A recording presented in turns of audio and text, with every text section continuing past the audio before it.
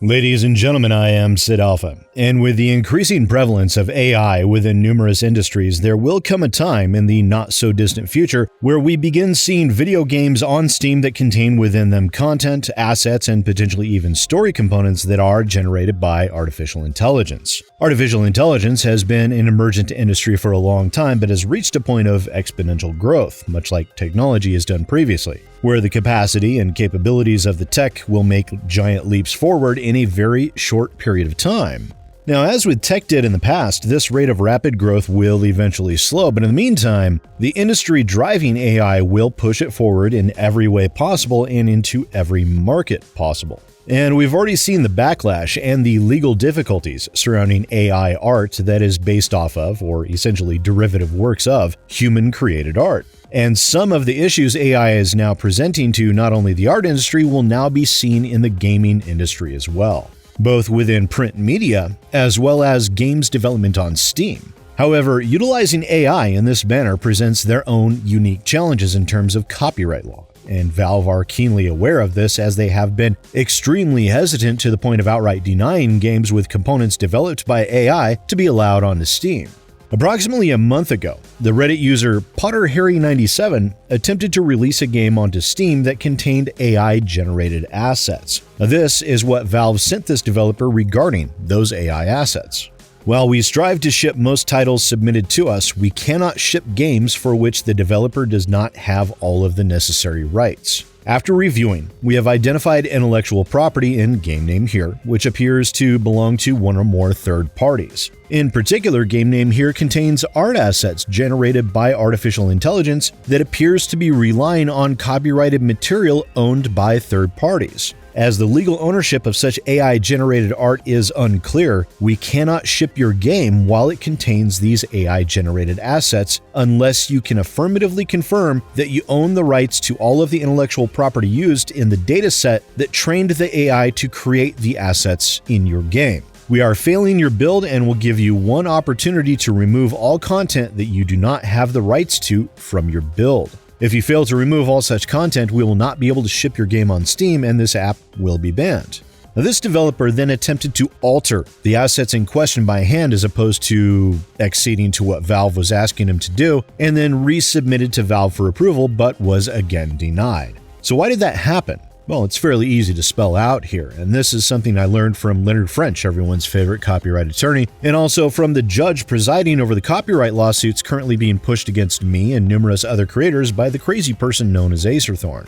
So within Valve's statement there, in particular, game name here contains art assets generated by artificial intelligence that appears to be relying on copyrighted material owned by third parties. So what the AI did there was essentially create what would be considered a derivative work. Now, as we all know, derivative works cannot claim any ownership of the original content they're based on, but they can claim their own copyright for their new, unique additions. Derivative works are still almost predominantly a form of copyright infringement. But there is one additional kicker to this whole topic. In order for something to have a copyright, it must be minimally creative in terms of human authorship. And the key word there is human. Technology is deemed in terms of copyright to have no creative spark, and therefore assets, art, anything generated by AI are not copyrightable. We learned this during the Acerthorn lawsuits where, by his own admission, his streaming software came on of its own accord. This means that there was no human element behind that recording. It was an accidental live stream. Leonard French pointed out that Acerthorn would likely run into issues regarding that within his lawsuit against us, and the judge later confirmed that the accidental livestream could not be copywritten and therefore no copyright infringement regarding that video could occur. After all, you can't infringe on a copyright where copyright does not and could not exist to begin with. So what would that mean in terms of PotterHarry97's game here that has AI-generated assets that are derivative works of third-party assets that hold their own copyright? This is a very interesting question. Can an AI, which has no human authorship, actually infringe on the copyright of someone else's art or game assets or story? Now, that is a question that has to be answered, and that is one of the questions that Valve seemed to be wrestling with. In addition, as no AI-generated asset is copyrightable, those assets can freely be stolen and utilized within other works without legal ramifications in terms of copyright law. Now, bear in mind that is just in terms of copyright law. There's other intellectual property rights, I'm sure, that would preclude that.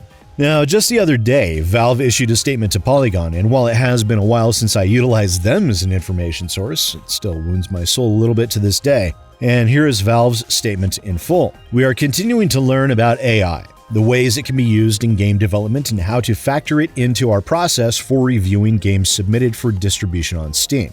Our priority, as always, is to try and ship as many of the titles we receive as we can. The introduction of AI can sometimes make it harder to show a developer has sufficient rights in using AI to create assets, including images, text, and music. In particular, there is some legal uncertainty relating to data used to train AI models. It is the developer's responsibility to make sure they have the appropriate rights to ship their game. We know it is a constantly evolving tech, and our goal is not to discourage the use of it on Steam. Instead, we're working through how to integrate it into our already existing review policies. Stated plainly, our review process is a reflection of current copyright law and policies, not an added layer of our opinion. As these laws and policies evolve over time, so will our process. We welcome and encourage innovation, and AI technology is bound to create new and exciting experiences in gaming. While developers can use these AI technologies in their work with appropriate commercial licenses, they cannot infringe on existing copyrights. Lastly, while app submission credits are usually non-refundable, we're more than happy to offer them in these cases as we continue to work on our review process. So Valve is acknowledging that this is going to be a bit of a legal minefield to navigate, particularly when it involves situations surrounding copyright, and those pitfalls will continue to become more apparent as AI-generated content within video games increases over time.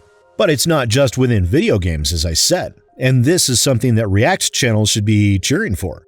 Now, recently, Go Media released a statement to their editorial staff stating that they would be implementing testing of artificial intelligence-generated content on their websites. And then on June 29th, the GMG Union, which is the journos who work under Go Media, particularly Kotaku and Gizmodo, issued a response, and the response from those journos is about as vitriolic as one might expect. Now, in it, they state, on June 29th, Go Media informed editorial staff that it will begin a, quote, modest test of artificial intelligence content on its websites. As the unionized editorial staffers of Go Media, organized with the Writers Guild of America East, we are appalled by this news. The hard work of journalists cannot be replaced by unreliable AI programs notorious for creating falsehoods and plagiarizing the work of real writers. Our newsrooms have spent decades building trust with audiences. Introducing computer-generated garbage undermines our ability to do our jobs, erodes trust in us as journalists, damages our brands, and threatens our jobs. And the thing that I find the most amusing about this testing of AI on sites like Kotaku and Gizmodo is that I'm looking forward to finding out if anyone who reads those sites will even notice the difference. Especially considering most of the legacy media sites feed off of each other, much like parasites do when put into an infinity loop. Regardless, as I said, React channels will enjoy this to no end. After all, there's no worry about copyright for a React channel if the news article they're quote-unquote reacting to holds no human authorship and therefore no copyright to begin with. But one thing is absolutely for certain. We will see artificial intelligence being used more and more heavily in the months and years ahead. However, copyright law obviously really does not take into account how to handle AI-generated content. And unless and until it does, it will be a very difficult area for companies like Go Media and Valve to be able to navigate safely, let alone successfully. And don't forget to subscribe, rate the video, and discuss in the comments if you're so inclined. Once again, ladies and gentlemen, I am SidAlpha, and I'll see you next time.